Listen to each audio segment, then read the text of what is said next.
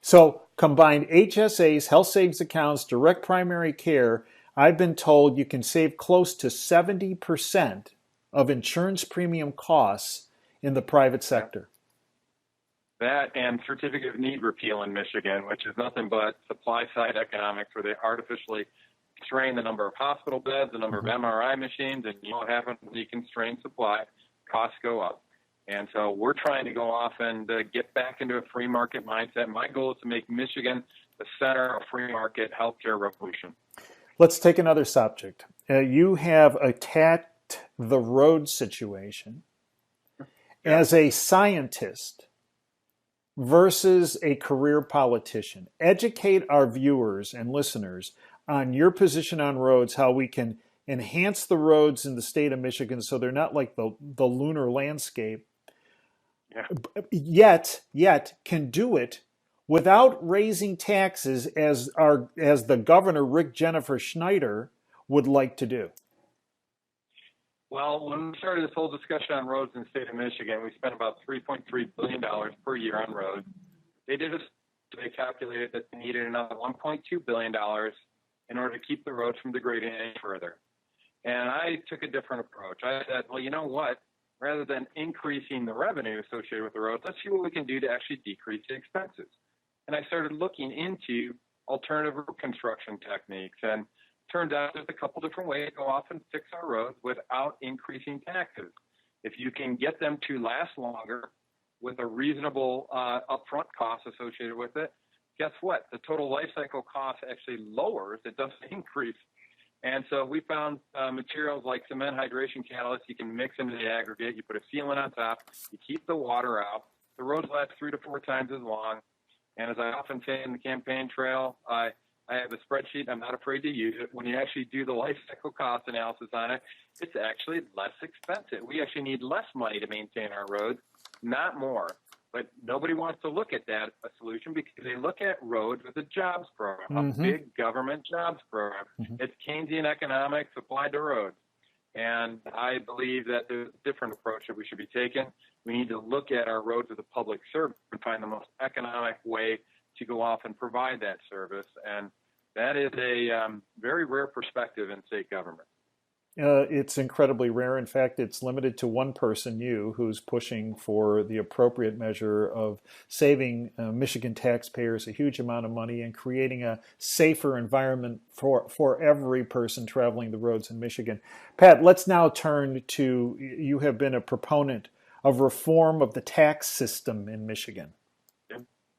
Yeah, actually, I'm an advocate of completely eliminating the state personal income tax in Michigan, and the senior pension tax disappears right along with it. And the reason for this is pretty clear. And by the way, whenever you say that you're going to go off and do this, they say, oh, that's impossible. Just like it's impossible to put a guy on the moon, just like it was impossible for me to get elected, just like it was impossible for us to get right to work passed in Michigan. So all those naysayers, I respectfully disagree with their perspective. So I'm not proposing to eliminate it all at once. This is a case where you make the case for a persistent expense reduction on the part of state government. When you get in striking distance, you eliminate it all the way. So it's about a $9.7 billion gap you got to fix. And the opportunity when you eliminate that is significant here in the state of Michigan. We were the only state to have lost population in the 2010 census, the only.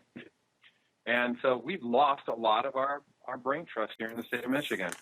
And when you look at the fastest growing states in the country, they're states like Tennessee, Florida, Texas.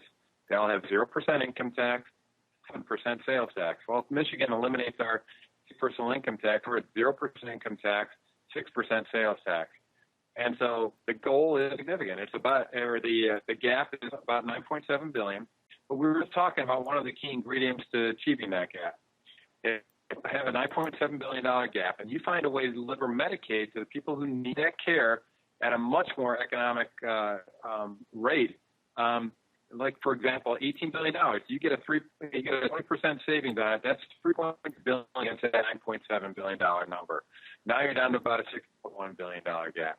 If you start eliminating all the crony subsidies that we have via something called the Michigan Economic Development Corporation and the Michigan Strategic Fund, which is essentially the government using taxpayer funds to play the role of the capitalist. And they're putting your money as a taxpayer on the roulette wheel, betting on what technologies are going to work or not work. So they get a lot of $60,000 jobs and pay $180,000 for each one of those jobs. It's not a good use of taxpayer money. That's $1 billion that if you take that down, that's another $5.1 billion. So we're getting closer to eliminating that state personal income tax. Economic growth. If we add another 5,000 sector jobs like we did over the last 8 years, now you got an opportunity to add another $1.9 billion in net revenue and expense decreases against that $5.1 billion number. So now you're sitting at 3.2. And you keep on going with things like removing sales tax fraud. If you remember, in the state of Michigan, we had a restaurant chain called Lashish Restaurant. Mm-hmm. They got busted for funneling about $20 million out to Hamas. And they used the sales suppression software technology called a ZAP or and they've done sting operations where they've identified 17 out of 20 cash register vendors offer this as an add-on cash register. That shows that it's pretty prevalent. Mm-hmm. And the estimate for lost sales tax revenue without increasing taxes or anything else is about $1 billion per year in the state of Michigan. So now you're down to what, $2.2 billion. And so you can see this is something that if you are very systematic about it, it is something you can take all the way down to zero and eliminate that state personal income tax. And the benefit is amazing. All the citizens of Michigan get an instant 4.25% pay raise. The small business entities that are usually pass-through entities and in regards to their tax at the state personal income tax rate, they receive a benefit because now they're going to be able to hire more employees. They're going to be able to pay their employees more. They're going to be able to be more competitive in the marketplace. It's a great economic development tool as well. Let's turn to education. You mentioned earlier in this interview, you are not a proponent of Common Core.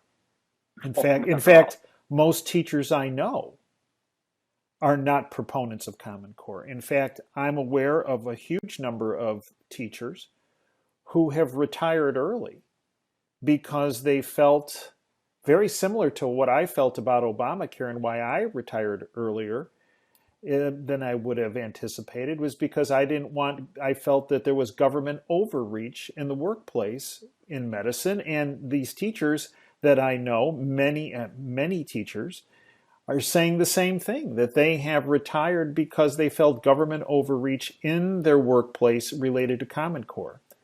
Your take on the educational system and what needs to be done. Well, Common Core is nothing but top-down micromanagement of the classroom. So the feds are getting involved now. It's technically a national standard. It's not the federal government going off and pushing it, but the feds are involved in the assessments that are being offered in Common Core called Smarter, Balance, and PARC. Essentially what they're doing is going well beyond saying, here's what our standards are. They're actually telling teachers how to teach.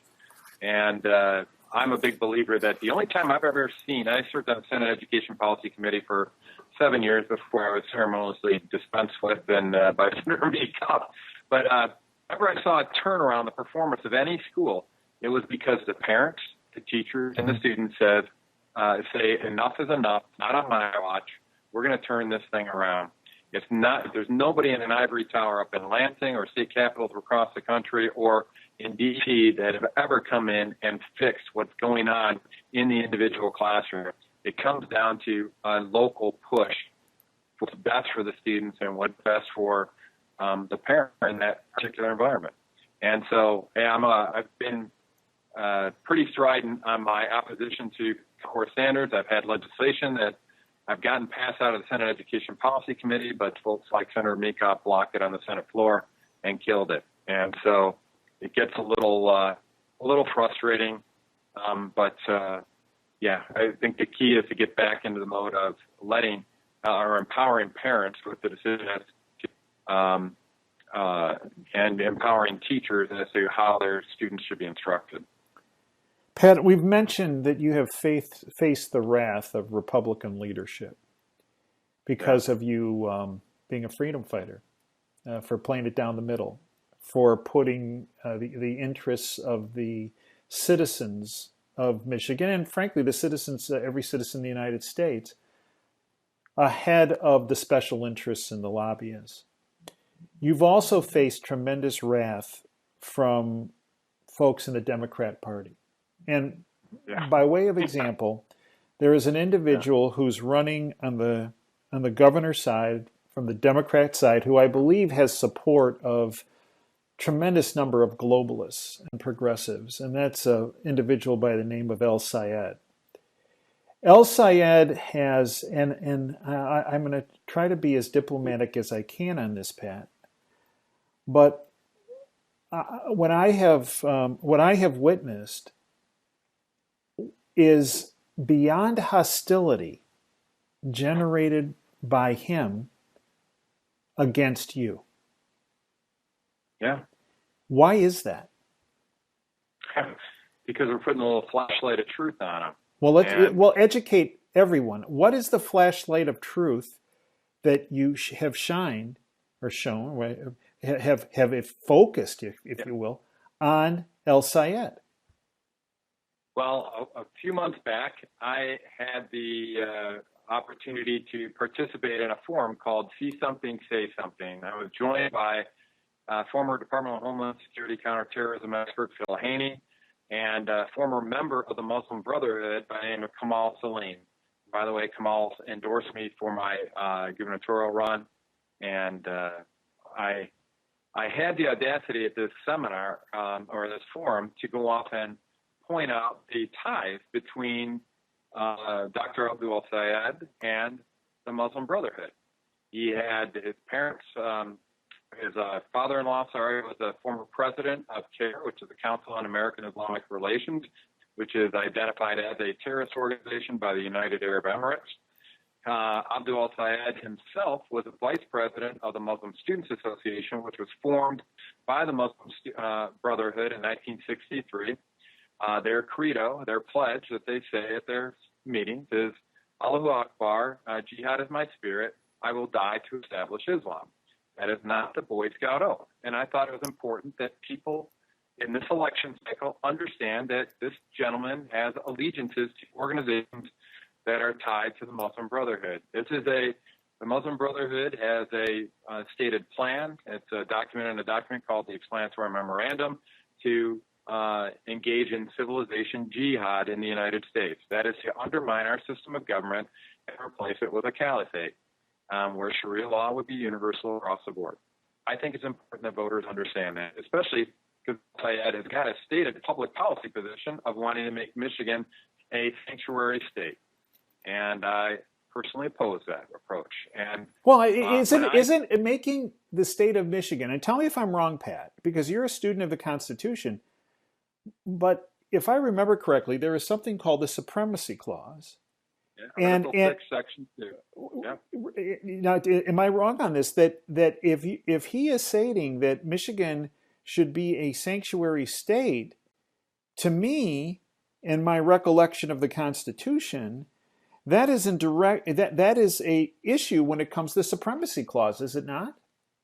Absolutely, but it is consistent with his support of Sharia law, right? Because Sharia law supersedes the Constitution, But Pat, when you confronted him on that, did he deny that he was supportive of Sharia law? Did he deny that he had affiliations with CAIR? Did he deny he had affiliations with the student organization that has ties into the Muslim Brotherhood? No. Yeah, no. What he did is he played the race card and the bigot card, and he got support from members of the media in that process. It's a funny thing. God's got a bit of a sense of humor. So when we had a gubernatorial forum in front of the Michigan Press Association a few weeks ago, and all the gubernatorial candidates in Michigan were there, including Brian Kelly and Bill Schuette and Jim Hines on the Republican side, and Al-Sayed was there with other Democratic candidates. And at the end of this forum, somebody came up and asked about Sharia law. And I responded, as I talked about earlier in this interview, about his ties to the Muslim Brotherhood. And I went on to say, listen, I love Muslims. I love everybody that's out there. This is not an issue. I'm a Christian. I believe that I'm called to love everybody out there, but that doesn't mean I accept their ideology.